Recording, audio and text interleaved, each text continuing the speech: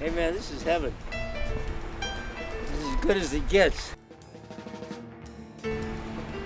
James Joyce in Finnegan's Wake, redoing Aesop's fables, called it the ant and the grasshopper. Of course, the story of the ant and the grasshopper chews away, then he starves in the winter. The ant puts the stuff in the bank, he buys a 401k.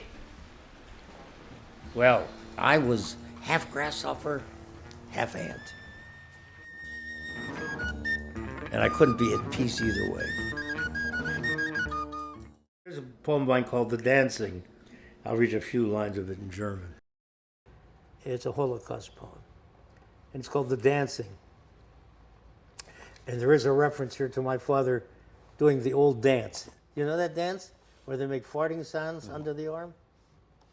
In all these rotten shops, in all this broken furniture and wrinkled ties and baseball trophies and coffee pots, I've never seen a post-war Filco with the automatic eye, nor heard Ravel's Bolero the way I did in 1945 in that tiny living room on Beechwood Boulevard, nor danced as I did then, my knives all flashing, my hair all streaming, my mother red with laughter, my father cupping his left hand under his armpit, doing the dance of old Ukraine, the sound of his skin half drum, half fart, the world at last a meadow, the three of us whirling and singing, the three of us screaming and falling as if we were dying, as if we could never stop. In 1945, in Pittsburgh, beautiful, filthy Pittsburgh, home of the evil melons, 5,000 miles away from the other dancing in Poland and Germany. Anderen Tanz in Poland und Deutschland. O God of mercy, O wild God, O Gott der Gnade, O wilder Gott. This extraordinary moment of dancing, which is really the liberation from the camps in 1945. And suddenly you realize that this moment in Pittsburgh, this paradisial moment in Pittsburgh, is also an infernal moment, or coming out of an infernal moment in Europe. And then you realize suddenly that it's the same family. And that's a kind of, I would say, just an extraordinary linkage, and rare for an American poet. We remember the famous words, after the Holocaust, after Shoah, there can be no poetry. And the alternative is, after Shoah, there can be only poetry. How about no parades, no cannons, no atom bombs? How about no concentration camps, the way the United States runs concentration camps now? Is another way of thinking of this.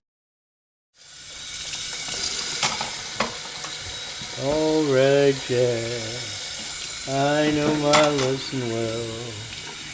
La-dee-da-dee-da-da, la-la-la-la. We were having dinner, Bill Levine and Franny, Eddie Hirsch, and sitting to Jerry's right was the fiction writer Mary Morris. I was on Jerry's left, and I got up to go to the ladies' room. And I came back, and Eddie is going, Anne-Marie, Anne-Marie, Jerry bit Mary.